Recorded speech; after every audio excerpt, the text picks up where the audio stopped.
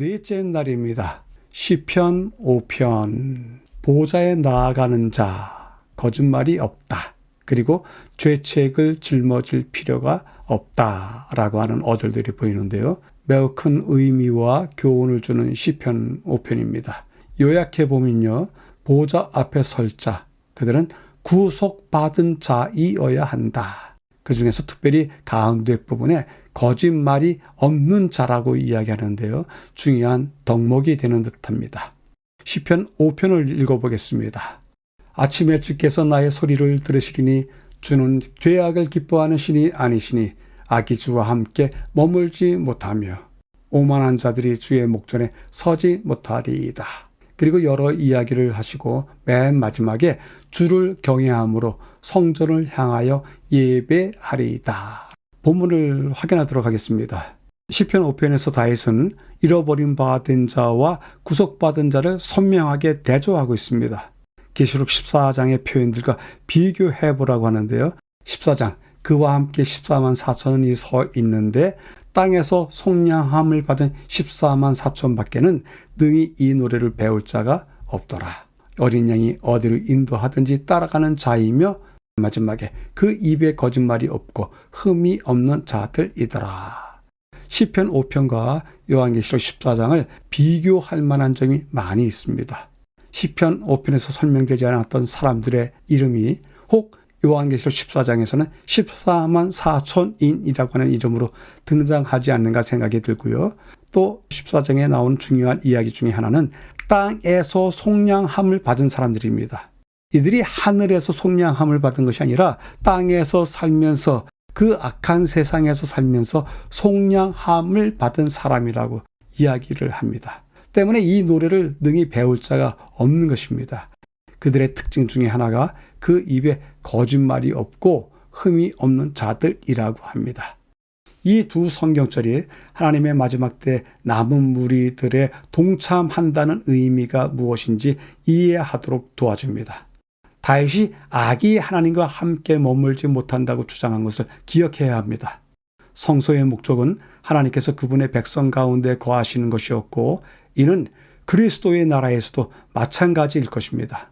하나님의 보좌에 나아가고자 하는 자는 반드시 구속받은 자여야 하는 것입니다. 가운데 부분에서요. 다윗이 7절에서 예배하는 것을 묘사하고 있는 것도 주목할 만한데요. 이는 대쟁투의 핵심 중에 하나가 예배이기 때문입니다. 요한계시록 13장에는 예배가 6번 언급되어 있고 세 천사의 기별은 세상을 향해 만물을 만드신 이를 경배하라고 부릅니다. 다윗은 하나님을 경외한다고 말하고 남은 자는 세상을 향해 하나님을 두려워하며 그에게 영광을 돌리라라고 선포합니다. 또한 요한계시록 14장에 구속받은 자들의 입에는 거짓말이 없다라고 말하는 것을 또한 기억해야 됩니다. 그들은 말과 행동으로 하나님의 의로운 성품을 나타내는 진리를 말하는 사람들입니다. 다윗은 악인의 말은 한마디도 믿을 수 없다고 말하는 것을 보면 우리의 입에는 역시 하나님의 진리가 가득해야 되리라 생각을 합니다. 마지막 부분에서요. 요한은 요한계시록의 이 핵심 부분에서 죄인에 불과한 자가 사망에서 벗어나 하나님의 임재 앞에 설 수 있는 특권을 누리는 놀라운 장면을 보여줍니다. 사실 이 장면은 놀랐습니다. 그런데 이 특권은 그들의 힘으로 획득한 것이 아니고 하나님의 어린 양, 곧 의로우신 인자가 그곳에 그들과 함께 서 계시기 때문에 주어지는 것입니다. 그들이 용서받고 구속받으며 더 이상 자신의 죄책을 짊어질 필요가 없는 것은 하나님의 어린 양이 그들의 죄를 대신 지셨기 때문입니다. 하나님의 이름이 마음에 새겨지면 우리는 더 이상 잠잠히 있을 수가 없습니다. 하나님의 백성은 큰 소리로 마지막 자비의 초청을 전할 것입니다. 넷째 날의 마지막을 성경절로 매듭하는데요. 시편입니다. 그러나 주께 피하는 모든 사람은 다 기뻐하며 주의 보호로 말미암아 영원히 기뻐 외치고 주의 이름을 사랑하는 자들은 주를 즐거워하리이다 라고 전하고 있습니다. 교훈은 다음과 같이 이야기합니다. 그들은 영광을 입으신 그리스도를 통하여 십자가에 달리신 그리스도를 볼 것이다. 광대한 우주의 무수한 세계들을 창조하시고 유지하시는 그분. 그룹과 영광의 스랍들이 즐겨 경배하는 사랑받는 하나님의 아들.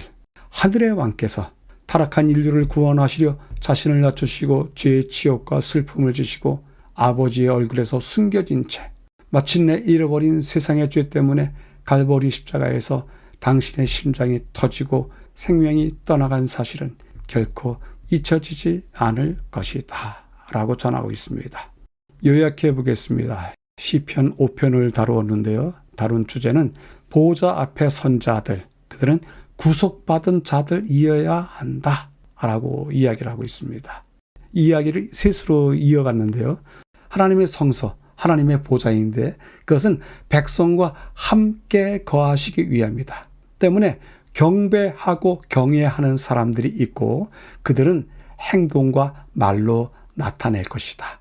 더더욱 그들은 더 이상 제 책을 짊어질 필요 없고 하나님의 사랑에 대해서 온 세상에 초청을 전하게 될 것이다 라고 이야기를 이끌어 왔습니다.